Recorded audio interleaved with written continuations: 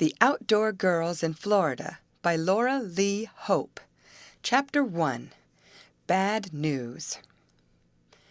"Why, Grace, what in the world is the matter? You've been crying." "Yes, I have, Betty, but don't mind me. It's all so sudden. Come in. I shall be all right presently. Don't mind." Grace Ford tried to repress her emotion, but the cause of her tears was evidently too recent, or the effort at self-control too much for her, for she gave way to another outburst, sobbing this time on the shoulder of Betty Nelson, who patted her sympathetically and murmured soothingly to her chum. "But what is it, Grace?" Betty asked, after waiting a minute. I'll tell you in a moment or two, Betty. Just wait." And the tall, graceful girl made a more successful effort to master her feelings. "Here come Amy and Molly," went on Betty, as she glanced from the library window and saw two girls walking up the path opened across the lawn through the mass of newly fallen snow. "Do you want to meet them, Grace? Or shall I say you don't feel well? Have a headache? They'll understand, and perhaps in a little while— No, Betty, it's sweet of you to want to help me, but Amy and Molly might just as well know now as later. I'll be able to see them in a little while. It's all so sudden." "But what does it all mean, Grace? I can't understand. Is anyone dead or hurt?" And Betty Nelson, who had called at the house of Grace to talk over plans for a dance they were going to attend the following week, looked anxiously at her chum. Only the day before, Grace had seemed like her newly always jolly self. She and her three chums, including Betty, had been downtown shopping, and Grace, as usual, had indulged in chocolates, her one failing, if such it can be called. "Surely she can't be ill," thought Betty. "Ill from too many chocolates? I've seen her take twice as many as she did yesterday, and she doesn't look ill." With this half-formed thought in her mind, Betty looked more critically at her chum. Aside from the tears, which seldom add to a girl's beauty, there was no change in Grace Ford. That is, no change except one caused by something rather mysterious. Betty thought something that was hard for Grace to tell, but which had deeply affected her. There came a ring at the door. Betty started toward it from the library, where she and Grace had gone when Grace let her chum in a short time before. "Shall I answer, Grace?" inquired Betty, hesitating. "Yes, do, please. I think Katie is with Mamma. She took the news very much to heart. Let Amy and Molly in, and then I'll tell you all about it." "Oh, but I don't know what to do." "Now look here, Grace Ford," exclaimed Betty briskly, pausing a moment on her way to the door. "You just stop this. If no one is dead and no one is hurt, then it can't be so very dreadful. You just stop now, and when we all get together, we'll help you in whatever trouble you have. You know that, don't you?" "Oh, yes, Betty, I do. You aren't the little captain to us all for nothing. I'll try and not cry any more." "Do. It isn't at all becoming. Your nose is positively like a lobster." "It is not, Betty Nelson," Grace flared. "It certainly is. Look in the glass if you don't believe me. There, take my chamois and give it a little rub before I let in Amy and Molly. It's only nice, clean talcum. You needn't think it's powder." "All right. As if talcum wasn't powder, though," and Grace smiled through the traces of her recent tears. "That's better," decided Betty, with a nod of her shapely head and a bright look from her sparkling eyes. "Yes, I'll be there in a moment," she called, as there came another ring at the bell. "Shall I bring them right in, Grace?" she called over her shoulder as she neared the door. Yes, I might as well have it over with," faltered the weeping one. "Gracious, you'd think someone was going to be hanged or beheaded or sent to the galleys for life or some other dreadful thing such as we read of in our ancient histories," commented Betty. "Cheer up, Grace. There may be worse to come." "It's awfully good of you, Betty, to try and cheer me, only if you understood. But there, let them in. They must be perishing." "Oh, it isn't so cold. You don't feel well, that's all. Hello, Amy, Molly, come in." She greeted the other girls, at the same time endeavoring by nods and winks to convey some idea that all was not well with Grace. But if Betty hoped to convey a quiet intimation that something out of the ordinary had happened, she did not succeed. In her eagerness to warn the newcomers not to ask questions, she overdid it, and succeeded only in making them alarmed. What is it?" asked Molly, in a sort of stage whisper. "Oh, nothing like that," said Betty, seeing that she was only making matters worse. Who is—" began Amy. "No one," said Betty, half sharply. "Don't put on such a mournful look, Amy. But Grace has had some bad news, I expect, so I let you in." "Bad news?" echoed Molly. "What kind?" inquired Amy. "I don't know yet. She's going to tell us." The two newcomers, divesting themselves of their rubbers, walked on tiptoe toward the library, preceded by Betty. The latter heard their cautious approach and turned on them quickly. "Nobody's asleep!" she exclaimed. "Why don't you act naturally?" "Why don't you yourself, Betty Nelson?" demanded Molly Billette, quickly, her dark eyes flashing. "You meet us as if something terrible had happened, and because we live up to the part and behave ourselves, you—" "Hush, please," begged gentle Amy, for well she knew Molly's failing and exceedingly quick temper. "I beg your pardon," spoke Molly contritely. "I forgot myself." "That's all right," said Betty, with a smile. "I don't blame you, but we must all help Grace now. She feels very bad." As the three entered the library, they saw their chum standing near a window, looking out over the snow-covered lawn. Grace did not turn at the approach of her friends. Then Amy stole softly up to her, and reaching up her arms, tried to put them around Grace's neck. But Grace was tall, while Amy was rather short, so the little act of kindness could not be carried out. Molly laughed a little. She could not help it. Amy flushed. She was rather sensitive on the point of her stature. "Don't mind them, Amy," said Grace quickly as she turned about, placing her own arms around the other. "I know I am too tall, and I seem to keep on growing. Hello, Molly, dear. I'm so glad you came." And she kissed the two newcomers. Her eyes filled with tears again, seeing which Betty called out, "Now, Grace, remember you promised not to do that any more. Just be brave, and tell us all about it. That is, if we can help you in any manner." I don't know whether you can or not," spoke Grace slowly, "but I'll tell you just the same. It's about my brother Will." She paused a moment, catching her breath as she gave this piece of information. Has he began Betty, hoping to make it easier for Grace to tell. "No, he hasn't done anything to attract public attention this time," went on Grace, "but he has run away." "Run away!" It was a surprised chorus from the three visitors. "Yes, he has left Uncle Isaac's home, stopped work in the cotton mill, and gone, no one knows where." "Why, Grace!" exclaimed Molly. "Do you really mean it?" Grace nodded. She could not speak for a moment. "How did it happen?" asked Betty. "Who told you?" Amy wanted to know. "Uncle Isaac himself told us," resumed Grace after a pause. "As for how it happened, we don't know yet. Uncle Isaac is on his way now to give us some particulars. He just telephoned to Mamma, and that is what upset us all. I have sent for Papa to come home from the office. He will be here to meet Uncle Isaac, I hope. Oh, isn't it dreadful?" "But perhaps it is only some boyish prank," suggested Betty hopefully. "What are the particulars? Perhaps he has only gone off with some friends and will come back again, just as he did the other time." The other time, as Betty called it, was rather a delicate subject with the Ford family, for Will, with some chums, had gotten into a little difficulty not long before this story opens, and the present complication was an outcome of that. I shall describe them in order presently. "No, I don't believe it is a prank this time," went on Grace. "He has been gone some time, and we never knew it until Uncle Isaac mentioned it casually over the telephone. Oh, I wish he would come. We can't do a thing until we hear the particulars. Then Papa will start an inquiry, I think. Poor Will! I hope he is not hurt." And again Grace showed symptoms of tears. "Now stop that," commanded the little captain sharply. "You know it does no good to worry. Wait until you have some real facts to go on." "Yes, do," urged Molly. "But he isn't your brother," said Grace in retort. "How would you like it, Molly Billette, if Paul should be missing some day?"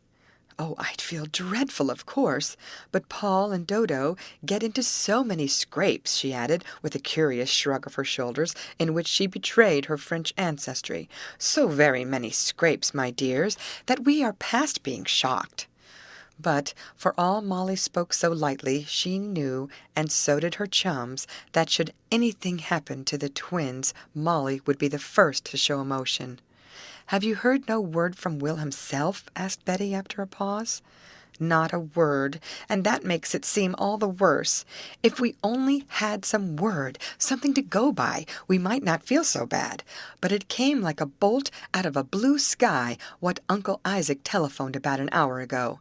He is downtown attending to business, and he said he'd come up as soon as he could.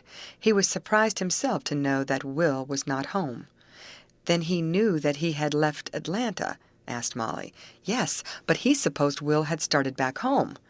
"I'm afraid I don't exactly understand it all," said Amy in a low voice. "You know, I've been away and—" "Oh, of course!" exclaimed Grace. "I forgot that you had been off with that newly found brother of yours. Well, you see, Amy, Will disgraced himself a while ago." "I don't call it much of a disgrace," said Betty in defense of the absent one. "Well, Papa did," said Grace. "I thought perhaps he was a little too severe on Will, but Mama said it was best to be severe at the start." "What did he do?" asked Amy.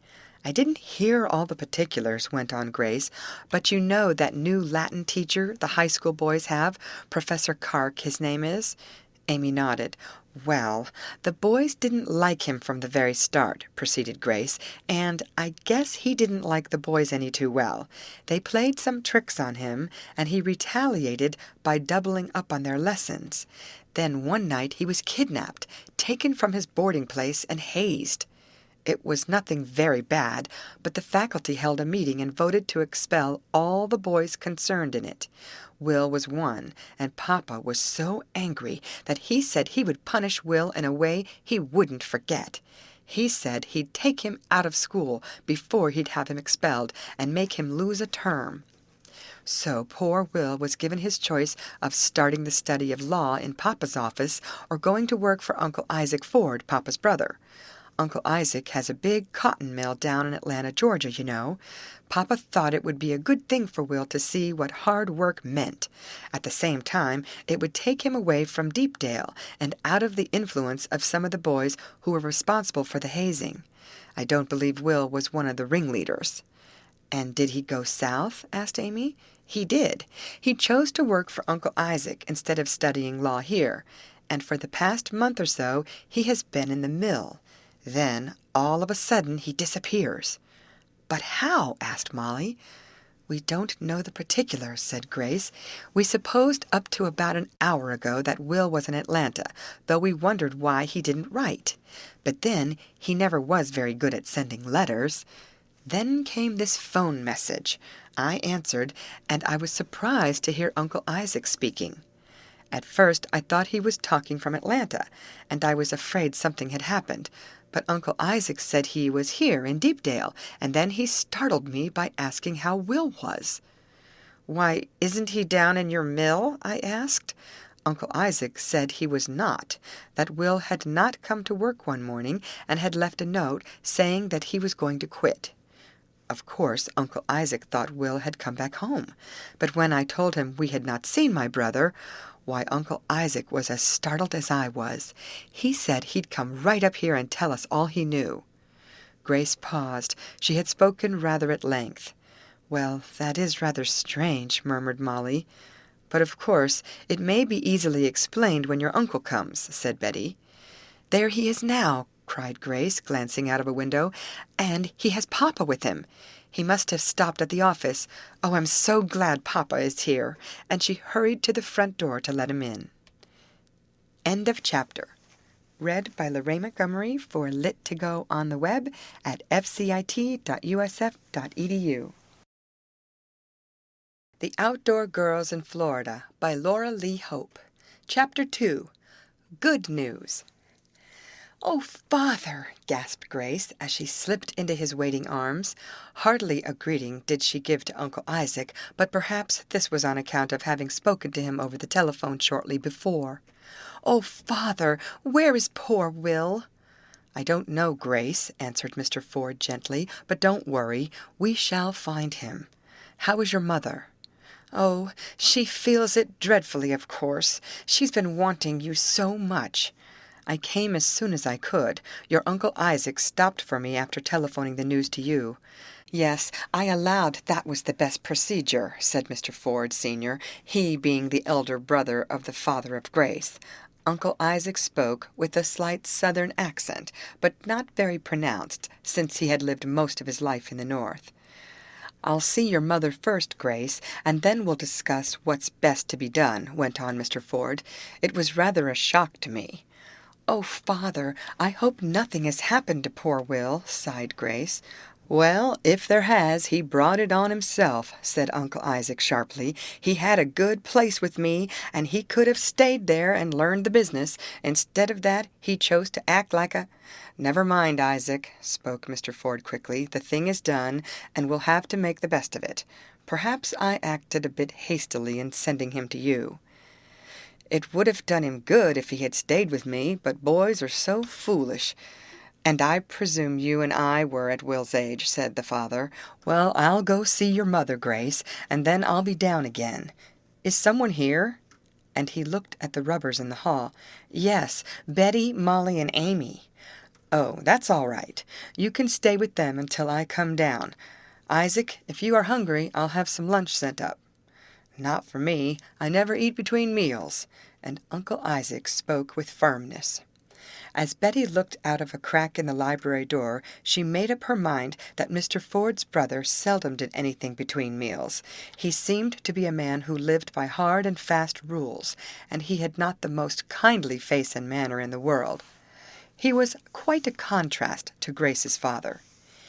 "Maybe that's why Will left him," mused Betty. "I'm sure he looks as if he would be a hard master. Poor Will." "I'll just sit in here and look at the paper," went on Uncle Isaac, starting toward the library. "The girls, my chums, are in there," said Grace quickly. "Of course, if you—" "Excuse me," interrupted Uncle Isaac. "I'll meet them later, after your father and I have straightened out this tangle, if it can be done. I'll sit in the parlor, though I'm not used to it. No use wearing out the best carpet. Is anyone in the dining room?" "They are getting ready for dinner," said Grace with a smile, to which the elderly man did not respond. "I guess you'll have to go to the parlor, Uncle Isaac. Of course we'll entertain you, but—" "No, I'd rather look over the paper. Go along, Jim, and comfort Margaret all you can. I'm sure it wasn't my fault."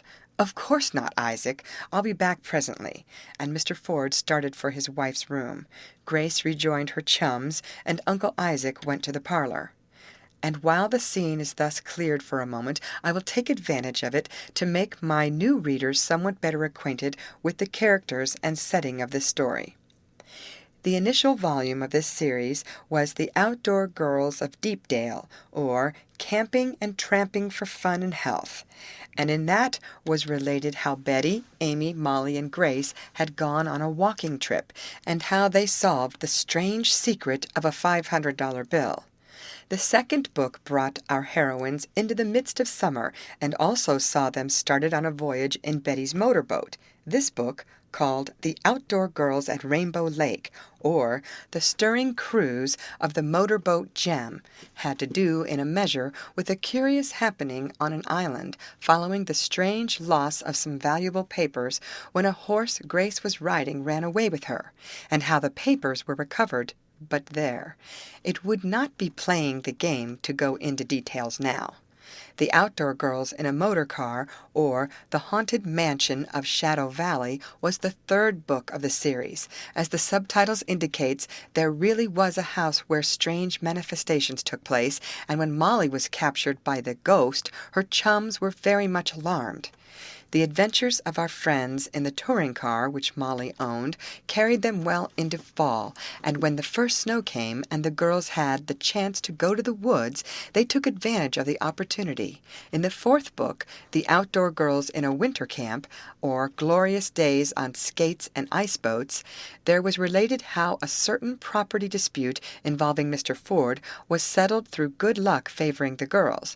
Also, how Amy was claimed by a brother, of whose existence she was unaware. They had been back from camp some little time now when the strange disappearance of Will Ford gave them new food for thought and action.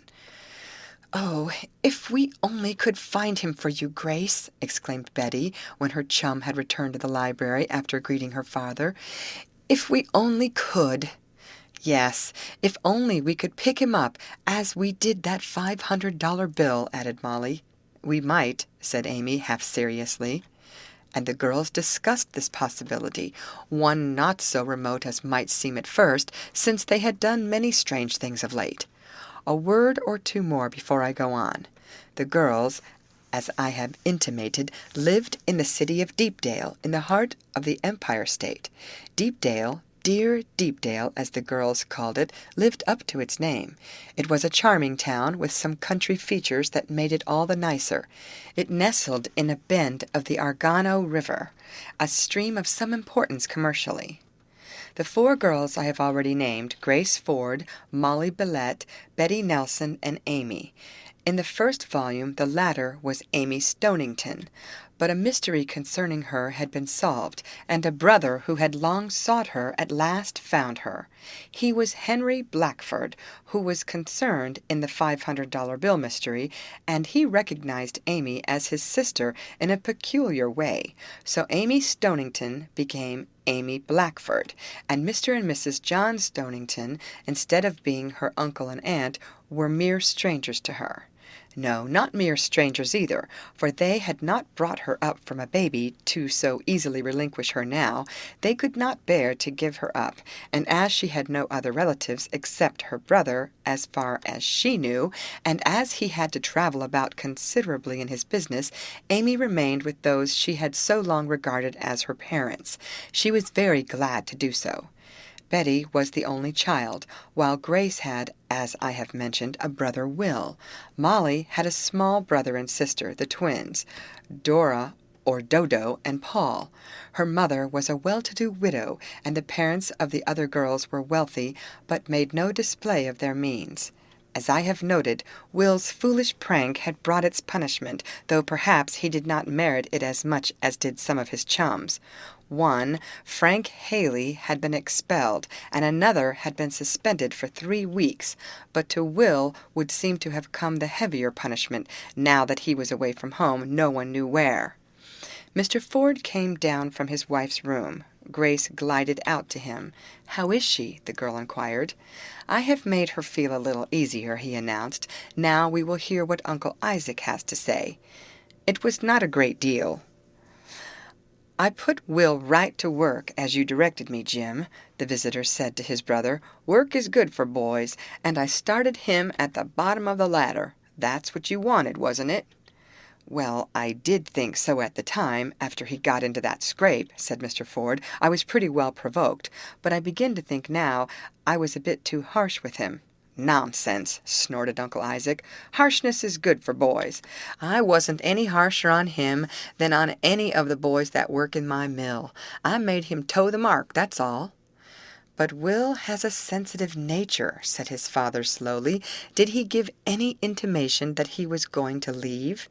"Not a bit. He did his work well, that is, as well as any boys do.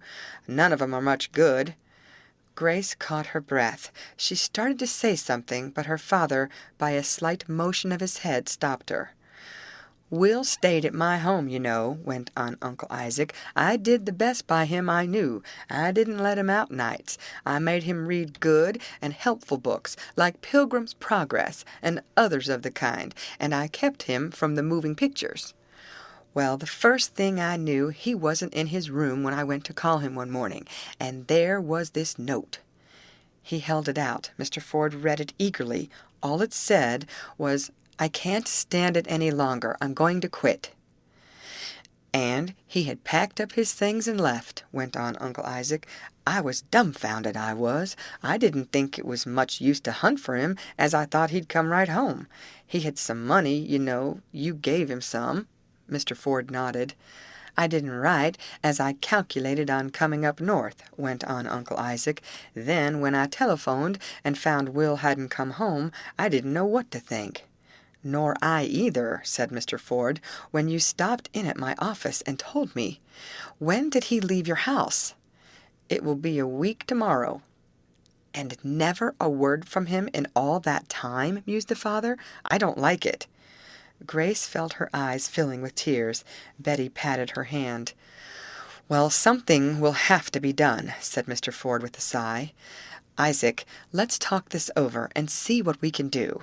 I may have to go to Atlanta to straighten this out. I don't believe Will would deliberately set out to cause us worry." "I'm sure he wouldn't," declared Grace eagerly. Her father and uncle left to go to Mr. Ford's private office in the house, for he was a lawyer and kept a large library at home. The girls sat in the main library, looking at one another with sad eyes. "Oh, isn't it too bad, just after we had such fun in our winter camp!" exclaimed Grace. "Poor Will!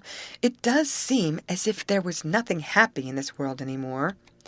"Oh, don't feel that way," protested Betty. "Come, have you girls no good news to cheer her up with?" she asked, looking at Molly and Amy. "I'm afraid I haven't, unless it's to tell the latest funny thing Dodo and Paul did," spoke Molly, "and I detest telling of children's pranks. How about you, Amy? Can't you cheer up Grace?" "Well, I did mean to tell you when I came in, but seeing Grace so upset, I almost forgot it," said Amy. "Forgot what?" asked Betty with a smile. "Girls, I am almost sure it's something good. Amy has such a quiet way with her that she always has unexpected pleasure for us." "I don't know whether this will be pleasure or not," went on Amy with a blush, "but Uncle Stonington— I'm going to call him that, though he is no relation," she interjected. "Uncle Stonington has bought an orange grove in Florida, and we can have all the oranges we want, if that's good news," she finished. "It is fine," declared Molly. "And we were talking about it today," resumed the quiet girl, "and he said perhaps he would take Auntie down there to stay until spring, as her health is not very good. And I'll probably go." "Oh, Amy!" It was a protesting chorus. "And I mentioned you girls, and Uncle Stonington said I could bring you down, if you'd come, all of you, to a Florida orange grove." "Amy Stonington, I mean Blackford, I'm just going to hug you," cried Betty. "Go? Of course we'll go." "After we find Will," put in Grace in a low voice. End of chapter. Read by Lorraine Montgomery for Lit2Go on the web at fcit.usf.edu. The Outdoor Girls in Florida by Laura Lee Hope. Chapter 3. Will's Letter. Amy's announcement, unexpected as it was, had two effects.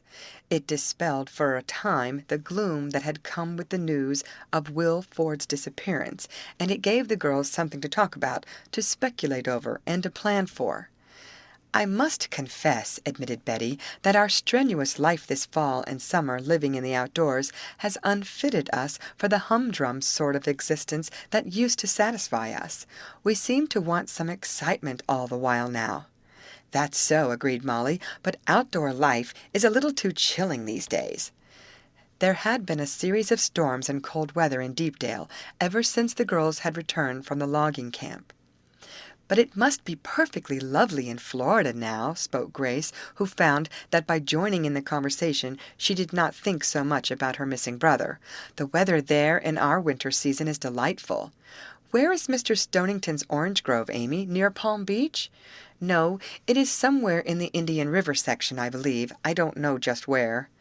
"And do you really mean to say you can take us there?" asked Betty. "Oh, you're a dear!" "Uncle Stonington said he would be glad if I could take you girls," said Amy. "He got the grove through some sort of a business deal. He doesn't know anything about raising oranges, but there are men in charge who do. There is quite a big sort of place, a ranch, I believe they call it." "Oh, no," exclaimed Betty. "Ranches are only in the West. They are inhabited by cowpunchers," and she seemed very proud of her knowledge. "Why do they have to punch the cows?" asked Molly. "Westerners use such funny words." "Oh, they don't really punch them," said Grace. "I've heard Will and the boys talk about it. It's just a name. But there are no ranches in Florida." "Well, then it's just a plain orange grove," said Amy. "There is a large house, some bungalows, and other buildings, and there is a river and a lake." "My motorboat!" cried Betty. "What's the matter with it?" demanded Molly. "Do you see it?" "No, but I wonder if we could take it along." "I'll ask Uncle Stonington," said Amy. "I'm sure you can. Oh, I do hope you girls can go. Do you think you can?" "I'm going, if I have to walk," declared Betty. "I can send my boat by freight, and we can have the most delightful times ever. Oh, Amy!" And she hugged her chum again. "I'm not sure I can go," observed Grace slowly, "if poor Will is in trouble." "We'll get him out!" cried Molly. "Of course you'll go, and I'll go too. We'll all go. We'll be outdoor girls down where there's no winter." "It sounds enticing," murmured Grace, who did not like the cold weather. "Think of orange blossoms!" "And brides!" completed Betty. "Oh, girls!" "Silly!" chimed in Molly. "Is Mrs. Stonington very ill?" asked Betty. "You said something about her going down there." "She is not at all well," spoke Amy. "Uncle Stonington is quite worried about her. I think when it came to getting the orange grove, he took it as much on her account as on his own. The doctor said the air down there would do her good." "Is it as bad as that?" asked Molly in a low voice. "Well, she is not at all well," Amy replied, "but we all have hopes that a change will benefit her. I do hope you girls will come with me. I'll be so lonesome without you." "Oh, we'll come," said Molly, with much confidence. They talked of the Florida possibilities at some length, and Betty was a bit anxious as to how she could get her motorboat down to the land of the Everglades. "You'll have to consult that sea-going uncle of yours," suggested Molly. "Perhaps I shall," Betty agreed with a smile. "Papa and Uncle Isaac are rather long," complained Grace. "I wonder what they are going to do." "If your father has to go south, I'm sure Uncle Stonington would be glad to have him stop at the orange grove," said Amy. "I don't know that he'd have time," remarked Grace, "if he has to search for poor Will." She was interrupted by the footsteps of her father and uncle as they came from the private library. Mr. Ford, as I shall indicate, Grace's father, was speaking. "Well, I don't see anything to do but to take a trip down there," he said. "When I'm on the ground I can decide what course to take. Writing is only nervous work, and yet I don't see how I can spare the time now." "Perhaps I could manage for you," said Uncle Isaac. "If I find Will, I can bring him back to the mill and make him work harder than ever." "Hard work! No, no," exclaimed Mr. Ford quickly. "I think Will has been punished enough. I want to get him home, and then we'll map out a course of procedure. Perhaps I gave him too heavy a sentence," and almost unconsciously he glanced at his brother. Certainly Mr. Ford Sr. looked like an inexorable judge who would exact the last farthing of a debt or the final round of punishment. Will had evidently had no easy time. "Well, I must think about this Southern trip," went on Will's father. "Why, you girls look as though you had been talking secrets," he exclaimed, not wanting to inflict too much of his family troubles on the visitors. "We have!" cried Betty. "You are not the only one going south, Mr. Ford. We may go too." "Go south? What do you mean?" he asked. "Mr. Stonington has purchased an orange grove in Florida," Betty went on, "and Amy has asked us all down there. Do please say that Grace can go," and she blew him a kiss, for the four chums shared their parents and friends as they did their, well, let us say chocolates. "Florida," spoke Mr. Ford musingly. "I wonder if, by any chance, Will could have gone there. Many young men go down south in the winter to work as waiters in the big hotels. But I hardly think he would be so foolish. Well, of course, if Grace wants to go—" "I do want to, Daddy, but poor Will." "Oh, I'll find him. He has just gone off on some little trip, perhaps." Very likely he has written to us, and the letter has miscarried. Or he may be carrying it around in his pocket, thinking he has mailed it. Yes, I think you may go, Grace, if the others do. Don't worry about your brother. We'll have trace of him soon." "I'm sure we all hope so," said Molly impulsively. "We are thinking of taking Betty's boat down with us." "A good idea. I wish I could go. And it is unfortunate that, on account of a change in the school system, you will not miss a term." For following a shift in the educational work of Deepdale had come a reconstruction of the system. The outdoor girls were sufficiently advanced to permit of their taking several months' vacation, and still remain up to the standard required by the state regents. "And to think of going to Florida!" cried Betty, as she walked about the room. "I know we shall just love it there." "Young folks waste a lot more time than I did when I was young," said Mr. Ford Sr. with a sniff. "Perhaps we should have been better off if we had wasted a little more time, as you call it," remarked his brother, as he thought of his missing son. "Humph!" snorted Uncle Isaac. "Well, let's get down to my office," suggested Will's father, after a pause. "I'm going to have my hands full. To trace a missing boy, though really I don't imagine that will be serious, and have a daughter go to Florida is going some, as the boys say. But I guess I can manage it. Now, Isaac, if you're ready—" He was interrupted by a ring at the bell, and the shrill call of the postman's whistle. "I'll go!" Grace exclaimed, intercepting the maid. She brought back several letters, and at the sight of the handwriting on the envelope of one she exclaimed, "It's from Will! It's from my brother! Oh, Daddy, here's a letter from Will!" End of chapter. Read by Lorraine Montgomery for Lit2Go on the web at fcit.usf.edu.